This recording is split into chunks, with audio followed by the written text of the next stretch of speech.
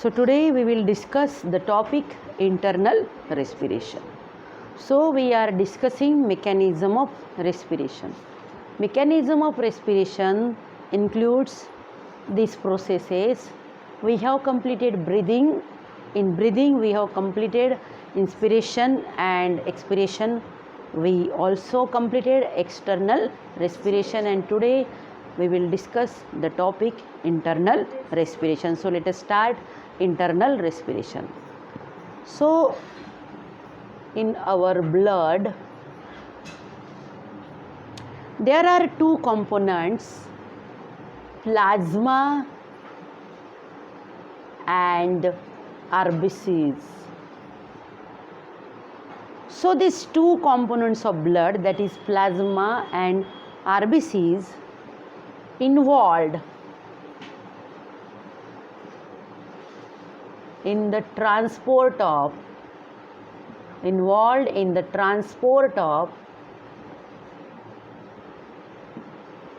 respiratory gases. Transport of respiratory gases, that is O2 and CO2, that is oxygen and carbon dioxide. So oxygen and carbon dioxide, these two gases are respiratory gases, and their transportation from lungs to tissue, transportation of oxygen from lungs to tissue, and transportation of CO2 from tissue to lungs. So transportation, oxygen transported from lungs to tissue, and CO2 transports from tissue to lungs. So transportation of oxygen and CO2 takes place by plasma and RBCs of blood. So first topic is transportation of oxygen. So in the internal respiration में पहला topic है transportation of oxygen. इसी को हम start करते हैं. Transportation of oxygen, फिर transport of oxygen.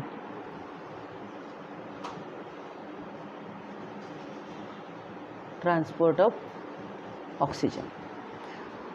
Oxygen का जो ट्रांसपोर्ट है वो होता है फ्रॉम लंग्स टू टिश्यू. अब जो पूरा जो ऑक्सीजन है, समझ लो ये 100% ऑक्सीजन है जिसको ट्रांसपोर्ट करना है फ्रॉम लंग्स टू टिश्यू. इसमें से 3% ऑक्सीजन जो है वो प्लाज्मा में डिज़ोल्व होगा. किस में डिज़ोल्व होगा? वो प्लाज्मा में डिज़ोल्व होगा. उसके बाद ये जो 97% ऑक्सीजन है, 97% ऑक्सीजन का जो ट्रांसपोर्टेशन है वो होगा हीमोग्लोबिन के द्वारा. हीमोग्लोबिन कहाँ रहता है? हीमोग्लोबिन रहता है आरबीसी में. तो out of total amount of oxygen which is transported from lungs to tissue, 3% oxygen is transported in the form of dissolved state in plasma, and remaining 97% of oxygen is transported by RBC. So in the RBC hemoglobin is present. So is this clear?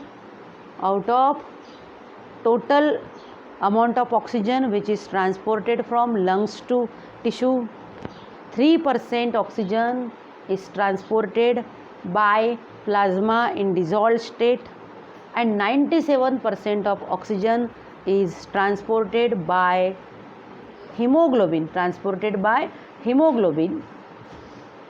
and hemoglobin, it is a respiratory carrier which is present in the RBCs, that is red blood cells. So what is the hemoglobin?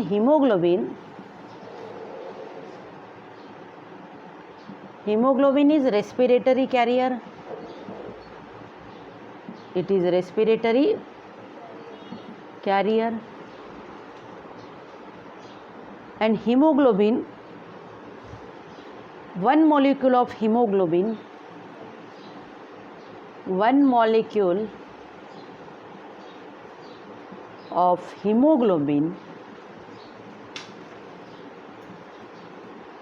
contain 4 ferrous ions. Haemoglobin का जो एक molecule है, haemoglobin के एक molecule में 4 ferrous ions होते हैं, 4 ferrous ions. उसमें देखिए जो एक फेरस आयन होता है, ये जो सिंगल फेरस आयन है, it can pick 1 molecule of oxygen. Haemoglobin के एक मॉलिक्यूल में 4 फेरस आयंस है. हर जो फेरस आयन है, it can pick 1 molecule of oxygen. तो 4 फेरस आयन जो है, 4 फेरस आयंस कितने ऑक्सीजन मॉलिक्यूल को बाउंड कर सकता है? 4. तो ये 4 फेरस आयंस किस में होते हैं? एक सिंगल हीमोग्लोबिन के मॉलिक्यूल में होते हैं. तो इस तरीके से जो सिंगल हीमोग्लोबिन का मॉलिक्यूल है, सिंगल हीमोग्लोबिन मॉलिक्यूल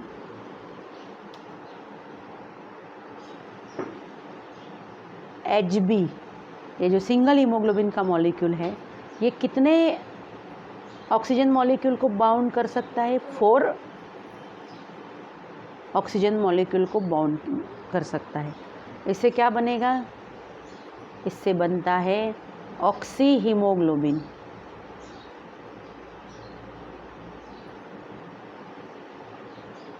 क्या बनना है इससे? Oxy haemoglobin. तो लंग्स में जो एल्वियोलाई होती है,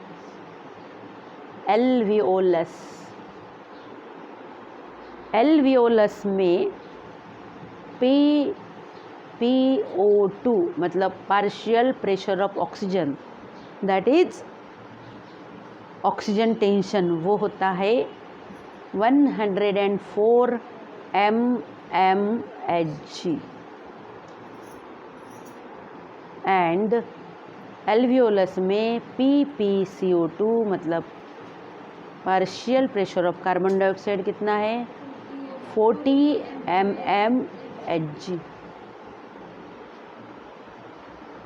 एल्वियोलस में PpO2 ज़्यादा है, PpCO2 कम है. इसलिए एल्वियोलस में जो ऑक्सीजन है, वो ऑक्सीजन किसके साथ एसोसिएट होगा? किसके साथ बाइंड होगा? ऑक्सीजन के साथ बाइंड होगा. ये ऑक्सीजन हीमोग्लोबिन के साथ बाइंड होगा, क्योंकि जो हीमोग्लोबिन है, haemoglobin has high affinity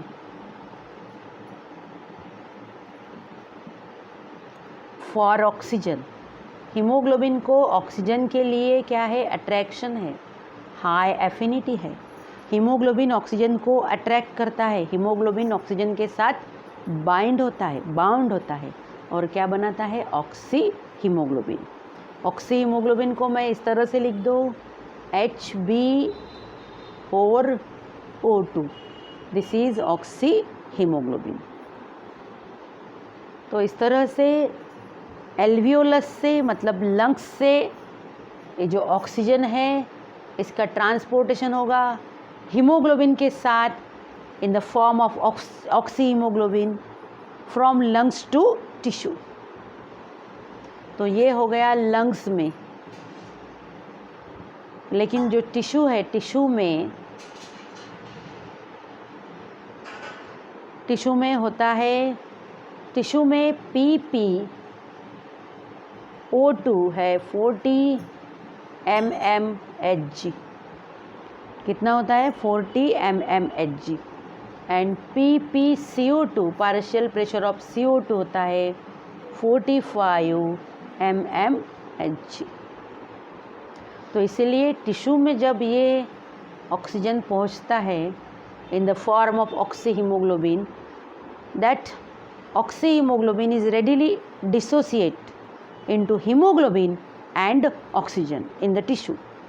tissue level में, टिश्यू में ऑक्सीजन का पार्शियल प्रेशर कम है, कार्बन डाइऑक्साइड का पार्शियल प्रेशर ज़्यादा है। तो इसीलिए क्या होगा, टिश्यू में जो ऑक्सी हीमोग्लोबिन है, ऑक्सी हीमोग्लोबिन का डिसोसिएशन होगा एंड फॉर्म होगा ऑक्सीजन एंड हीमोग्लोबिन।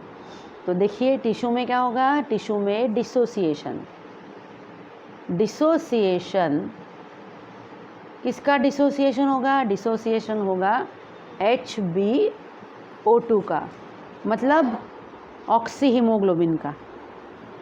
कैसा डिसोसिएशन होगा टिश्यू में? Hb4O2 is equal to Hb plus 4O2। Haemoglobin रह जाएगा ब्लड में, आरबीसी में, ऑक्सीजन डिसोसिएट होगा, ऑक्सीजन डिफ्यूज़ होगा from blood to tissue. Oxygen का डिफ्यूजन कहाँ से कहाँ होगा? From blood to tissue. इस तरह से ऑक्सीजन का ट्रांसपोर्टेशन होगा from lungs to tissue. Any difficulty?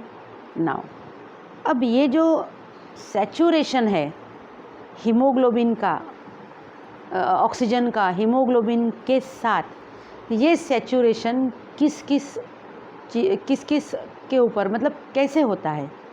Saturation किसके ऊपर डिपेंड करता है, ये हम सब इसके बाद के पॉइंट में देखेंगे।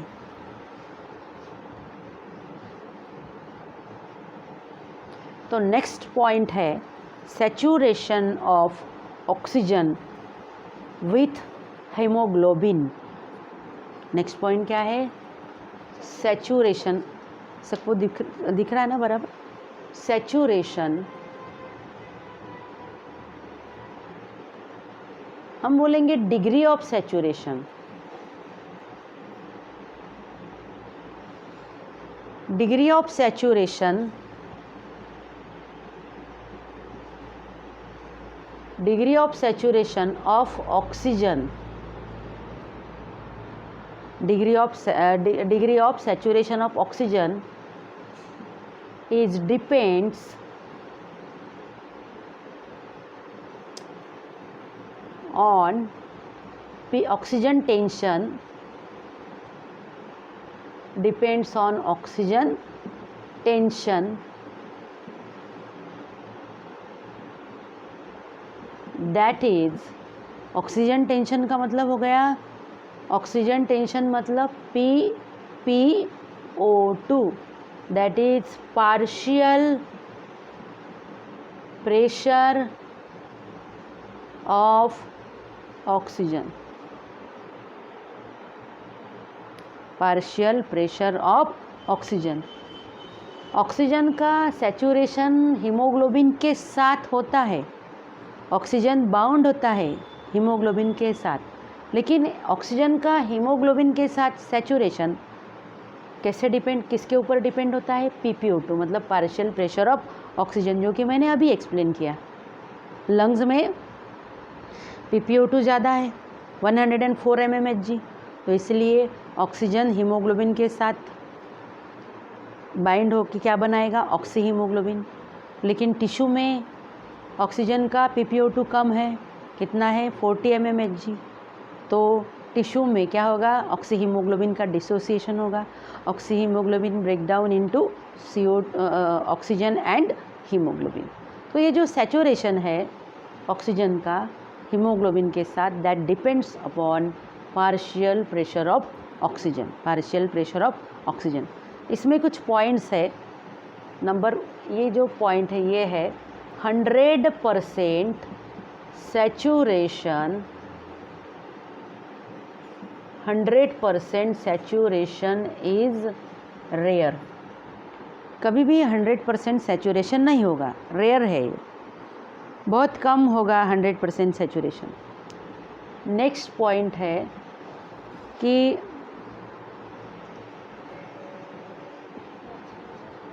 सैचुरेशन कितना होता है, 95 to 97% सैचुरेशन होगा. कहाँ पर, एट एल्वियोलस. एल्वियोलस में कितना सैचुरेशन होता है, 95 to 97%. जब ऑक्सीजन होगा 100 mmHg. एल्वियोलस में देखिए ऑक्सीजन का PPO2 कितना है, 100 mmHg. अगर ऑक्सीजन का ये जो PPO2 जो है, ऑक्सीजन का पार्शियल प्रेशर एल्वियोलस में 100 mmHg है, तो सैचुरेशन कितना होगा ऑक्सीजन हीमोग्लोबिन का, 95 to 97%. थर्ड ये पॉइंट है इसका कि इसमें अगर सैचुरेशन 30 mmHg, अगर PPO2 30 mmHg है, देखिए PPO2 जो है 30 mmHg इतना है. किस में 30 mmHg PPO2 है, लंग्स में, मतलब एल्वियोलस. ऑक्सीजन का पार्शियल प्रेशर अगर 30 mmHg है एल्वियोलस में, तो ऐसे कंडीशन में only 50% saturation is maintained.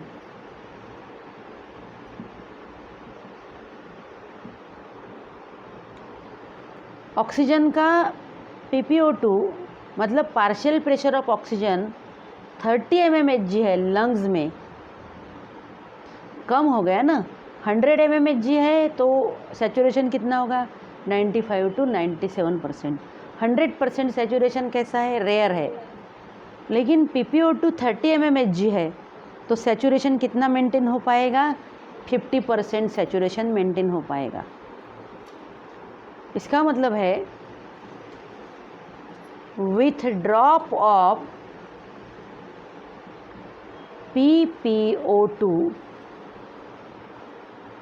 With drop of PPO2 मतलब जैसे ही PPO2 गिरेगा, PPO2 कम होगा, डिक्रीज होगा, वैसे ही सैचुरेशन जो है ऑक्सीजन सैचुरेशन क्या होगा, डिक्रीजेस. PPO2 डिक्रीज होता चला जाएगा तो ऑक्सीजन का हीमोग्लोबिन के साथ सैचुरेशन भी क्या होता जाएगा, डिक्रीज होता जाएगा. तो इस तरह से ये जो सैचुरेशन होता है ऑक्सीजन का विथ हीमोग्लोबिन, ये कैसे होता है, किन किन चीज़ों के ऊपर डिपेंड होता है, ये PPO2 के ऊपर डिपेंड होता है. ऑक्सीजन का सैचुरेशन 100% सैचुरेशन होता है क्या, बहुत रेयर है ये. कितना होता है नॉर्मली 95 to 97% सैचुरेशन होता है. समझ में आया ना, कितना mmHg रहता है पार्शियल प्रेशर ऑक्सीजन का, PPO2 100 mmHg.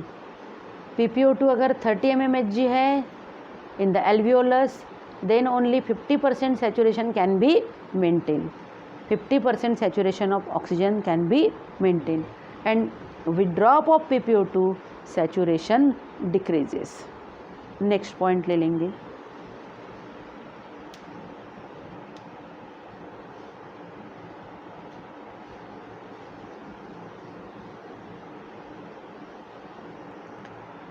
Oxygen saturation curve, कौन सा है, ऑक्सीजन सैचुरेशन कर्व, ये नेक्स्ट पॉइंट है, इसको हम डिस्कस करते हैं. नेक्स्ट पॉइंट देखिए, relationship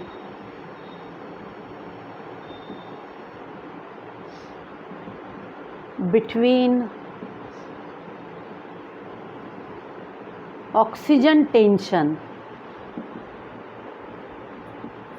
means PPO2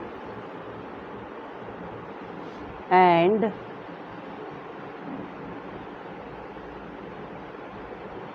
saturation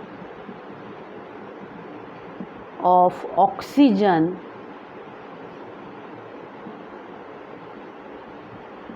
with hemoglobin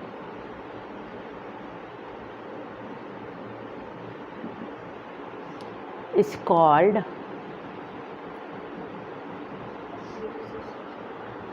oxygen dissociation curve.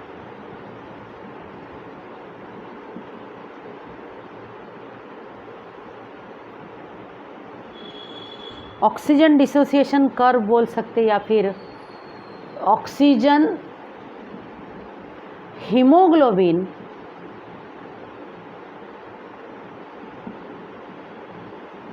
Dissociation curve भी इसको बोल सकते हैं।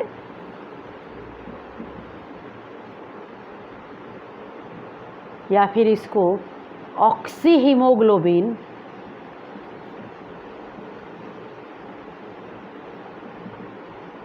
डिसोसिएशन कर्व भी हम बोल सकते हैं। ये जो रिलेशनशिप होता है, कौन सा relationship? PPO2 means oxygen tension, partial pressure of oxygen and saturation of oxygen with haemoglobin. इनका जो रिलेशनशिप है, उस रिलेशनशिप को क्या बोला जाता है? उस रिलेशनशिप को बोला जाता है ऑक्सीजन डिसोसिएशन कर्व, या फिर ऑक्सीजन हीमोग्लोबिन डिसोसिएशन कर्व, या फिर oxy haemoglobin dissociation curve. And it is कैसा होता है ये? It is sigmoid curve. It is sigmoid, ये हरदम होता है एस शेप, एंड ये एस शेप है, इसीलिए इसे क्या बोला जाता है?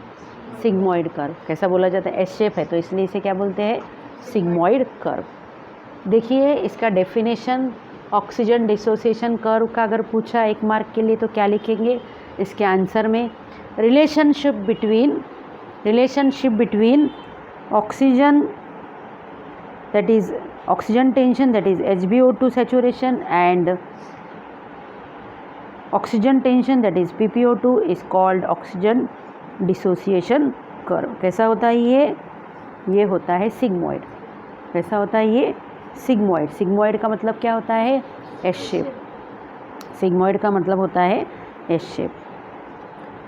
ये जो ऑक्सीजन डिसोसिएशन कर्व है या फिर सिग्मॉइड कर्व है, ये हरदम ये राइट साइड में शिफ्ट होता है। क्यों होता है राइट साइड में शिफ्ट, ये हम देखेंगे। पहले ये हम कर्व को ड्रॉ कर लेते हैं और बाद में हम इसका पूरा एक्सप्लेनेशन देखेंगे।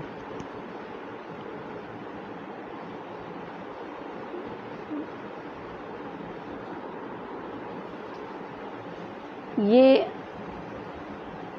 एक एक्स एक्सिस लिया है, एक वाई एक्सिस लिया है।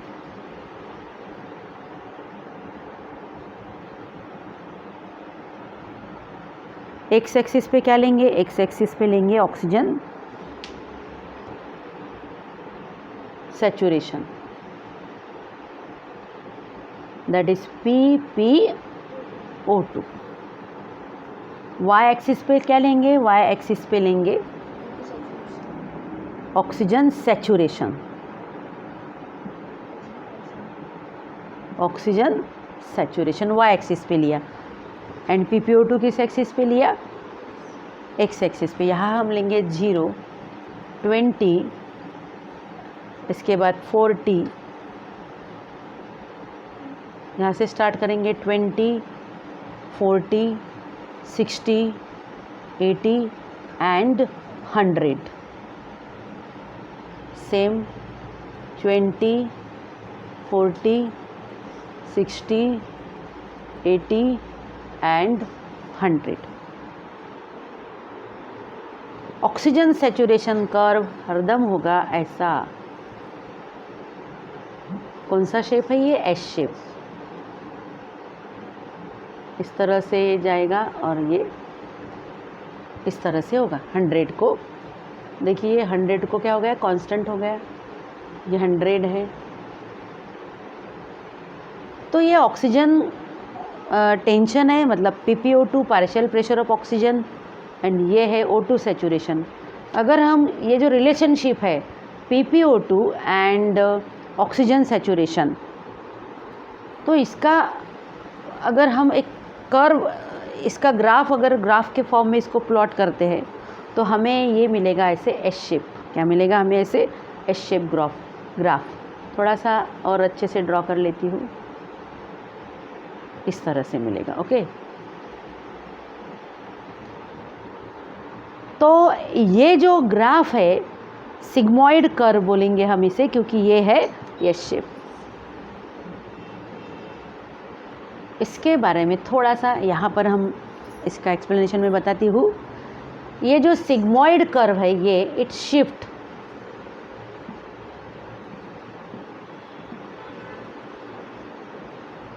Towards left. अब मैंने ये नॉर्मल ऐसे निकाला, ये शिफ्ट होते चला जाएगा लेफ्ट साइड में। ये शिफ्ट क्यों होगा? इसके राइट साइड में शिफ्ट होगा टूवर्ड्स राइट, मतलब इधर शिफ्ट होगा। ये शिफ्ट क्यों होगा? शिफ्ट होने के लिए पहला रीज़न है इंक्रीज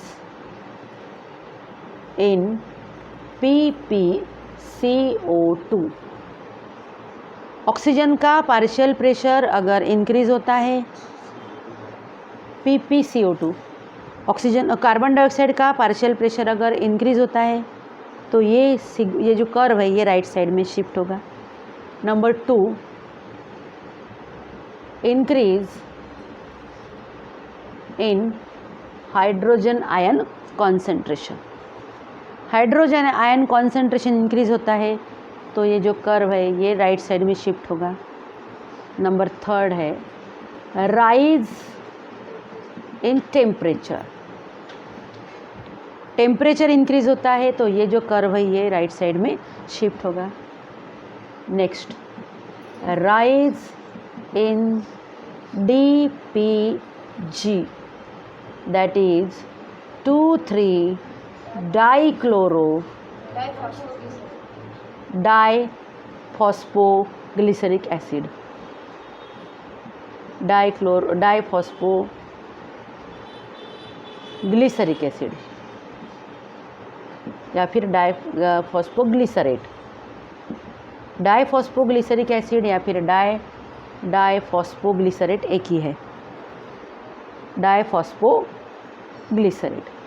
समझ लीजिए, शिफ्ट टुवर्ड्स राइट साइड। ये जो सिग्मॉइड कर्व है ये राइट साइड में क्यों शिफ्ट होगा, कैसे शिफ्ट होगा?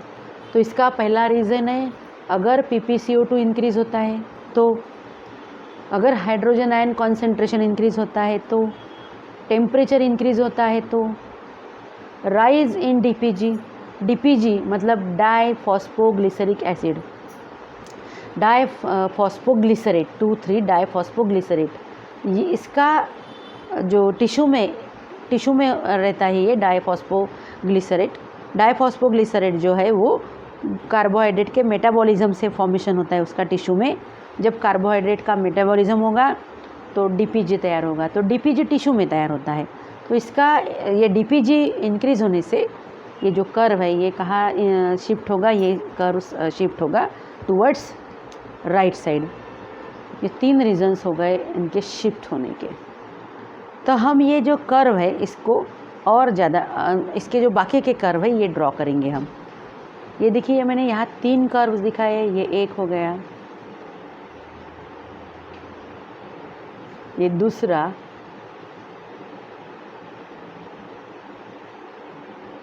ये है तीसरा। ये जो कर्व है ये है,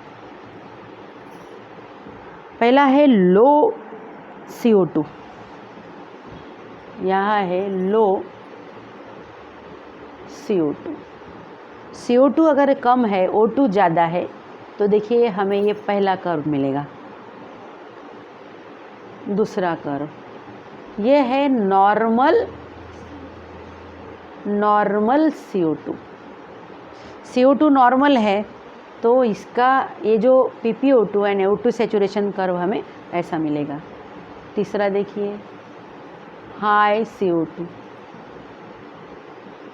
CO2 अगर ज़्यादा है, हाई है, तो और ज़्यादा ये जो कर्व है, ये कर्व और ज़्यादा राइट साइड में शिफ्ट होगा।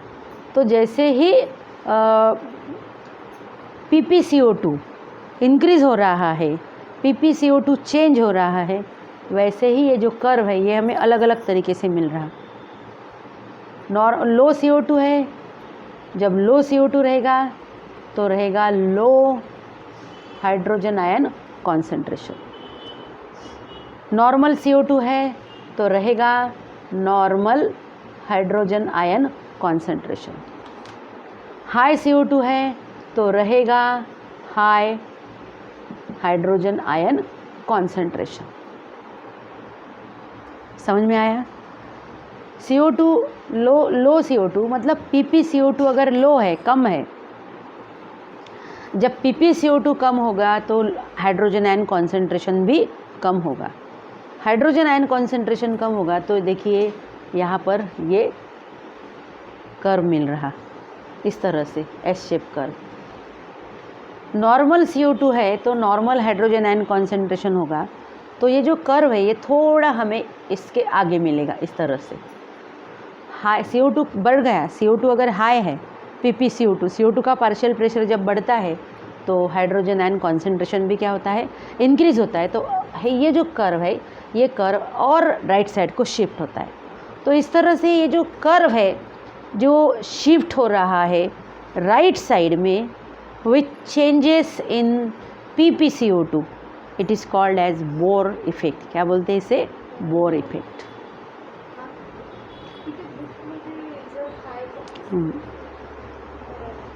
हाँ, समझ में आया? तो यहाँ पर लो CO2 है, low hydrogen ion concentration. Normal CO2 है, normal hydrogen ion concentration. High CO2 है, हाई हाइड्रोजन आयन कॉन्सेंट्रेशन। समझ में आया? तो ये इस तरह से ये वाला जो फिनोमिनन है ये मैंने ग्राफ के ज़रिए, सिग्मॉइड कर्व के ज़रिए एक्सप्लेन कर दिया। शिफ्टिंग होता है इसका राइट साइड। कैसे शिफ्टिंग होगा? Due to when increase in PpCO2। देखिए जैसे ही इंक्रीज़ हो रहा PpCO2, ये इधर का राइट साइड है मेरा, है ना? तो देखो पहले यहाँ है, फिर यहाँ है, फिर यहाँ है, शिफ्ट हो रहा, ऐसे ऐसे शिफ्ट हो रहा। Rise in temperature, rise in TPG, इन सब चीज़ें, ये जैसे ही ये चीज़ें इंक्रीज़ होंगी ये तो शिफ्टिंग हो जाएगा। pH, इंक्रीज इन pH, जैसे increase in hydrogen ion concentration होगा, हाइड्रोजन आयन कॉन्सेंट्रेशन हो गया मतलब क्या हो गया? pH इंक्रीज हो गया। pH मतलब क्या होता है? Hydrogen ion concentration. तो यही है बोर इफेक्ट। बोर इफेक्ट का मतलब क्या होता है? बोर इफेक्ट मतलब shifting of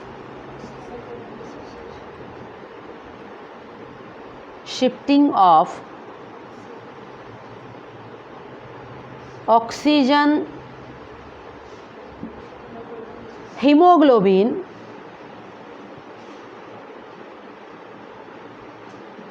dissociation curve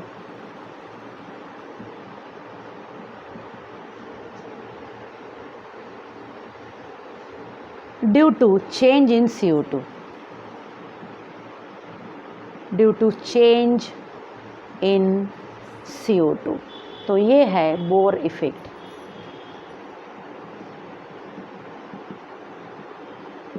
and ये है ऑक्सीजन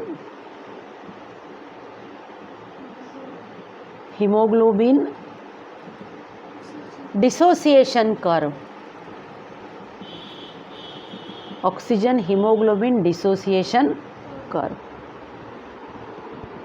अब मैं इसी को और दूसरे तरीके से एक्सप्लेन करती हूँ। इतना समझ में आ गया आपको? तो ये ऐसा क्यों होगा और कहाँ होगा?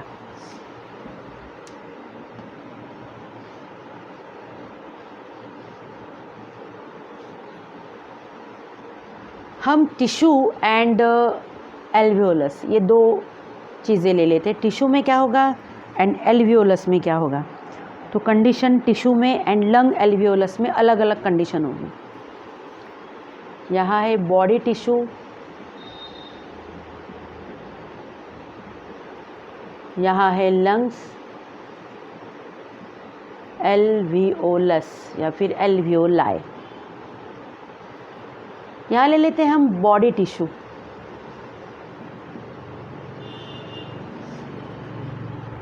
बॉडी टिश्यू में होगा हाई PpCO2। बॉडी टिश्यू में PpCO2 हाई होगा।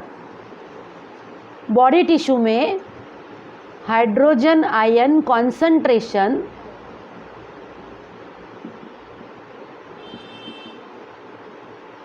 हाई होगा। बॉडी टिश्यू में टेम्परेचर राइज होगा, इंक्रीज होगा। Why? Because increase with PpCO2। Body tissue में PpCO2 ज़्यादा होता है। कितना होता है बॉडी टिश्यू में PpCO2? 45 mmHg increases. Diphosphoglyceric acid या फिर डाइफॉस्फोग्लिसरेट। डाइफॉस्फोग्लिसरेट बॉडी टिश्यू में हाई क्यों होता है ये कंपाउंड? क्योंकि बॉडी टिश्यू में क्या होता है, मेटाबॉलिज्म होता है, ग्लूकोज का मेटाबॉलिज्म होता है, ग्लाइकोलिसिस होता है, जिसमें डाइफॉस्फोग्लिसरिक इंक्रीज होता है, एसिडिक कंडीशन इंक्रीज होती है। एंड 2,4-DPG मतलब ये डाइफॉस्फोग्लिसरिक एसिड या फिर डाइफॉस्फोग्लिसरेट क्या होता है, इंक्रीज होता है। तो ये सब चीज़ें जो है ये क्या करती है, ये सब जो पॉइंट्स मैंने लिखे हैं, ये सब जो चीज़ें हैं, इनसे क्या होता है, decreases affinity of haemoglobin, affinity of haemoglobin for oxygen. Body tissue में ये सब होने की वजह से जो हीमोग्लोबिन की एफिनिटी होती है ऑक्सीजन के लिए, हीमोग्लोबिन की ऑक्सीजन के लिए एफिनिटी क्या हो जाती है, कम हो जाती है। जैसे ही ऑक्सी हीमोग्लोबिन टिश्यू में गया, समझ में आया ना, जैसे ही ब्लड टिश्यू में गया उस तो टिश्यू में कंडीशन क्या है, high PpCO2, high hydrogen ion concentration, high body temperature, high pH as compare to lung alveoli. समझ में आया? HP ये DPG डाई फॉस्फोग्लिसरेट ये भी ज़्यादा है। तो ये सब प्रभाव डालती है किसके ऊपर, ऑक्सी हीमोग्लोबिन के ऊपर। And decreases affinity of haemoglobin for oxygen. फिर हीमोग्लोबिन को ऑक्सीजन के साथ जो एफिनिटी है वो टिश्यू में कम हो जाती है, तो ऑक्सी हीमोग्लोबिन का डिसोसिएशन हो जाता है। तो क्या होगा, टिश्यू में ये होता है Hb4O2, ये है ऑक्सी हीमोग्लोबिन।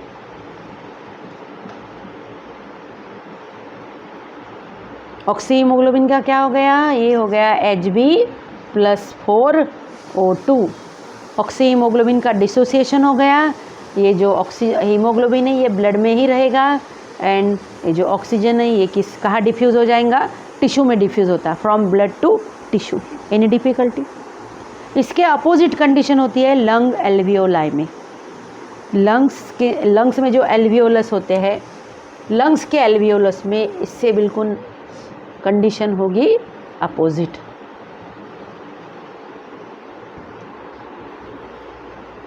लंग्स में चले जाएंगे, लंग्स में हम एल्वियोलस में चले जाएंगे। एल्वियोलस में क्या है, एल्वियोलाई बोलेंगे, एल्वियोलस ले लो, प्लूरल नंबर या फिर सिंगुलर नंबर कोई फर्क नहीं पड़ता। हाई PpO2, PpO2 हाई है मतलब कितना है PpO2? PpO2 है 104 mmHg। कितना है? 104 mmHg। जैसे लंग्स एल्वियोलस में PpO2 इंक्रीज होता है तो यहाँ पर हाइड्रोजन आयन कॉन्सेंट्रेशन क्या होता है, डिक्रीजेस,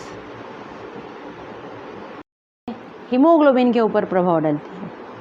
तो लंग्स में क्या हो जाता है, एल्वियोलस में Hb plus 4O2 is equal to Hb4O2। समझ में आया? तो लंग्स में क्या होता है, Hb प्लस 4O2, एसोसिएशन हो गया हीमोग्लोबिन एंड ऑक्सीजन का, तो क्या बन गया, ऑक्सी हीमोग्लोबिन। लंग्स में ऑक्सी हीमोग्लोबिन बन गया है। Any difficulty? तो ठीक है बेटा, इतना समझ में आ गया। आगे का एक छोटा सा पॉइंट बचा है, वो ले लेंगे। छोटा सा पॉइंट है हेल्डेन इफेक्ट, इसको मिटा देती हूँ। अब ये फिनोमिनन मैंने समझा के दिया आपको पूरा। नेक्स्ट है हेल्डेन effect.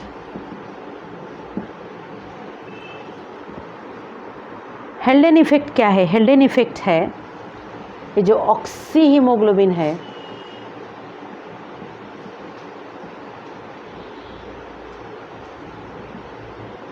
acts as an acid। Oxy haemoglobin acid का काम करता है। ऑक्सी हीमोग्लोबिन एसिड का काम करता है, तो इससे ऑक्सी हीमोग्लोबिन एसिड का काम करता है, तो इसीलिए इसकी वजह से क्या होता है, हाइड्रोजन आयन कॉन्सेंट्रेशन या फिर हाइड्रोजन आयन्स के जो नंबर्स है इंक्रीज हो जाते हैं। हाइड्रोजन आयन के नंबर्स क्या हो गए, इंक्रीज हो गए। हाइड्रोजन आयन के नंबर अगर इंक्रीज हो गए तो इसमें जो पीएच है, पीएच क्या हो गया इसका, तो oxy haemoglobin act as an acid. इससे क्या होता है, हाइड्रोजन आयंस के नंबर ब्लड में इंक्रीज होते हैं, उससे पीएच डिक्रीज होता है, एंड ये जो HCO3 आयंस है changes into H2O and CO2। इतना समझ में आया? तो इसके लास्ट में एक ही बात, एल्वियोलस में PPO2 हाई 104 mmHg, PPCO2 लो, PPCO2 लो 40 mmHg। टिश्यू में PPO2 लो कितना, 40 mmHg। टिश्यू में PPCO2 हाई कितना, 45 mmHg। इसीलिए एल्वियोलस में क्या होता है, Hb plus 4O2 is equal to Hb4O2, ये 4 है। लंग्स में होता है, टिश्यू में क्या होता है, Hb4O2 is equal to Hb plus 4O2। एल्वियोलस में PPO2 हाई है, इसलिए हीमोग्लोबिन के साथ ऑक्सीजन बाउंड होता है, ऑक्सी हीमोग्लोबिन फॉर्म होता है। This is oxy haemoglobin.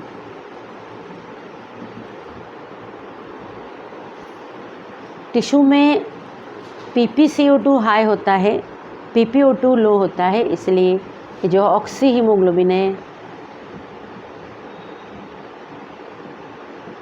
Oxy haemoglobin का डिसोसिएशन होता है into haemoglobin and oxygen, and जो ऑक्सीजन है वो ब्लड से डिफ्यूज़ हो जाता है टिश्यू में। इस तरह से हमने आज ये जो पूरा टॉपिक है, कौन सा टॉपिक लिया है हमने, इंटरनल रेस्पिरेशन। इंटरनल रेस्पिरेशन में लिया है हमने ट्रांसपोर्ट ऑफ ऑक्सीजन। इसका नेक्स्ट टॉपिक होगा अपना ट्रांसपोर्ट ऑफ कार्बन डाइऑक्साइड।